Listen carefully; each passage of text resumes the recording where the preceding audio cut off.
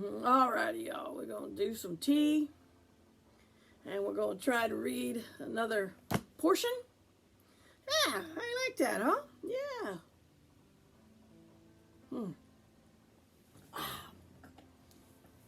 Yep, my reindeer antlers. Greatest Annie Donna's favorite reindeers. Look at that. Look at that. Ain't this cute? Look at here. Look at here. I think y'all, some of you have seen it before. But yeah, that's my little ones. They ain't little no more. Oh, they grow up so fast. Anyway, let's read about obedient to a heavenly warning.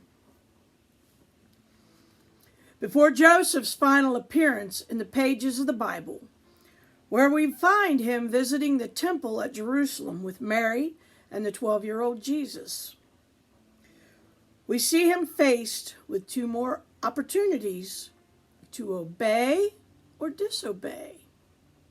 Matthew chapter 2. Matthew chapter 2, verses 1 through 3. Now after Jesus was born in Bethlehem of Judea in the days of Herod the king, Magi from the east arrived in Jerusalem, saying, "Where is he who has been born King of the Jews? For we saw his star in the east and have come to worship him." When Herod the king heard this, he was troubled. The Magi's visit alarmed Herod, who viewed the birth of a new king as a clear and present danger to the stability and longevity of his own kingdom.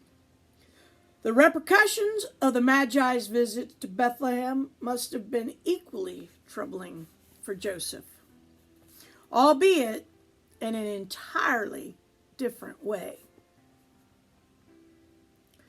After these mysterious strangers showed up on the doorstep, another angelic messenger alerted Joseph to the danger hanging over their head.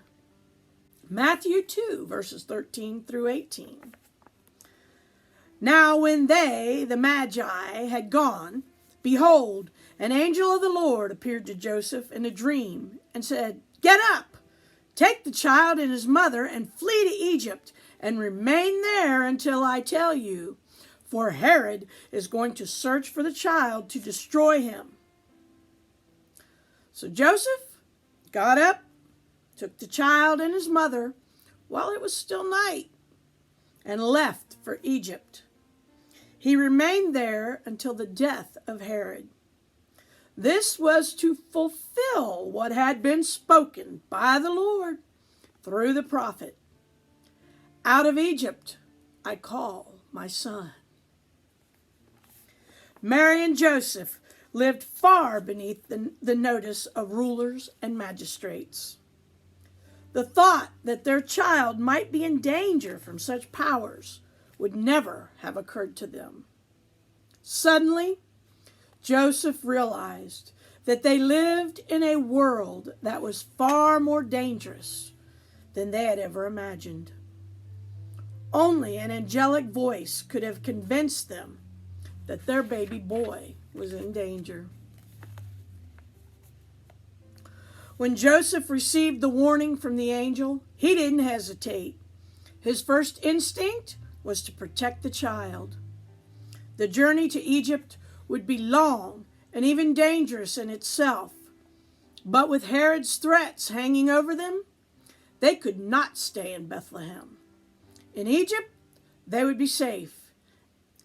Christ, like Moses, led children of Israel hundreds of years before, would eventually return home to live and grow and prepare for his years of public ministry.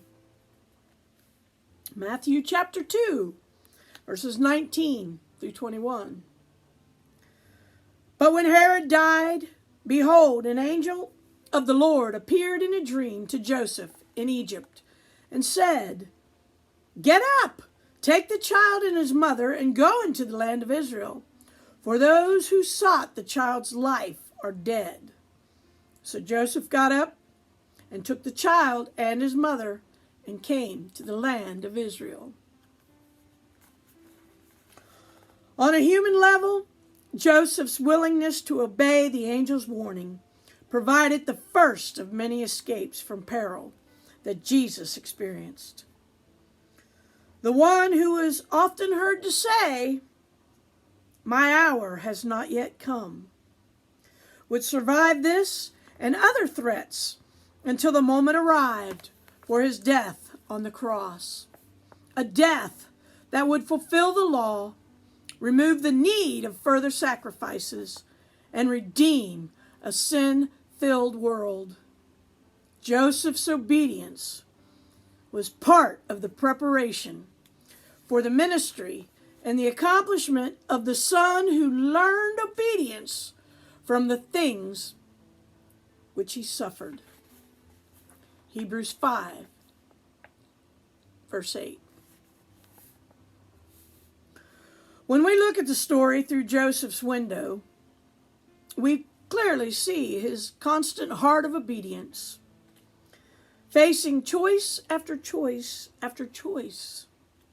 He responded obediently to each challenge set before him.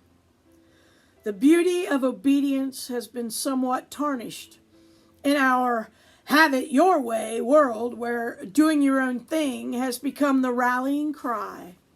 Yet, there is still a simple, quiet beauty to the obedient heart. It speaks against the rebellious nature of our fallenness and points us to a better way. It shows us the wisdom of taking God seriously and the folly of self-determination. It reminds us that God is sovereign and we are not, and that this is the way it's supposed to be. In his excellent book, Along Obedience in the Same Direction, Eugene Peterson says this: Friedrich Nietzsche wrote, "The essential thing in heaven and earth is that there should be long obedience in the same direction. Thereby results, and has always resulted in the long run, something which has made life worth living.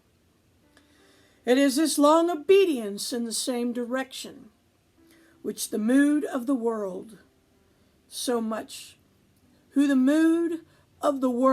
does so much to discourage. The long run, along obedience. Joseph chose to live such a life of obedient trust in a world that discourages long-term commitment in favor of instant gratification. And as we face the challenge to ignore or obey, to follow the Master or go our own path, Joseph leaves us an example well worth following. We never hear Joseph speak. He doesn't initiate, he responds. He doesn't take center stage, he works behind the scenes. But the abiding characteristic of his constant example is his willingness to obey God. Because apparently, he had long before learned to trust God. In fact, Joseph's obedience teaches us that trust and obedience are inseparable. If we do not first trust God, we will never surrender our choices and destinies to his purpose. And if we do not obey God, we will never see the great and humbling things he wishes to accomplish in and through our lives. No wonder one of the Christian faith's most beloved hymns echoes this simple truth. Trust and obey, for there's no other way to be happy in Jesus but to trust and obey. That's right. That's right, y'all. Choices, decisions, following, being obedient to the Lord's lead. It's difficult. And especially, like he says, in the world that we live in now, it's all about immediate gratification. Whatever I want, I should have. I should have it now. Oh, y'all, been 2 years. I've been dealing with stuff, and guess what? Guess what? And believe me, I am anything but perfect. I fail more times than not, but God, I have gotten better to learn. I have learned, and I'm still learning. We never quit learning. That things are going to turn out a whole lot better, and my life's going to be a whole lot smoother if I rest and trust in Him and follow His lead. Be obedient to what He says. Y'all, I'm telling you, it's the Christmas season. I'm slow as molasses. Things go, the world out there, go here, go there, party here, do this, do that, wrap presents, get this. I don't do all that stuff. Bah humbug, all right? But it's still busy because I'm slow and it takes all I have to get things done. And like I say, I've still been working on things that I have been patiently waiting, knowing God would bring to pass that needed done. And He's provided. He's walked me through it. It's all been good. And I am watching as the checklist is still being checked off. It's awesome. And I was so excited about this book. But when it's like time, I'm like, not now. Not now. Don't ever tell God at Christmas, not now. I ain't got time to talk about you and the Christmas story of how Christ came. Nope.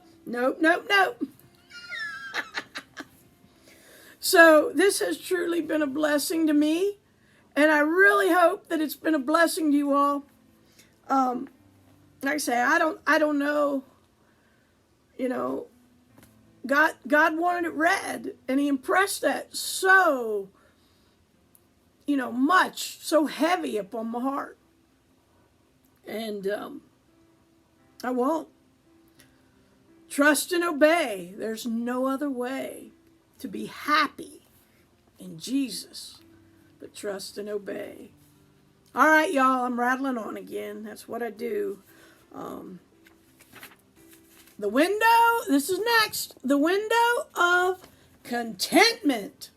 Simeon. That's where we're at next. Whatever day we're on, wherever we're at, whatever you're doing. Enjoy the moment. And, do something kind for somebody. Make their day. You all sure make mine.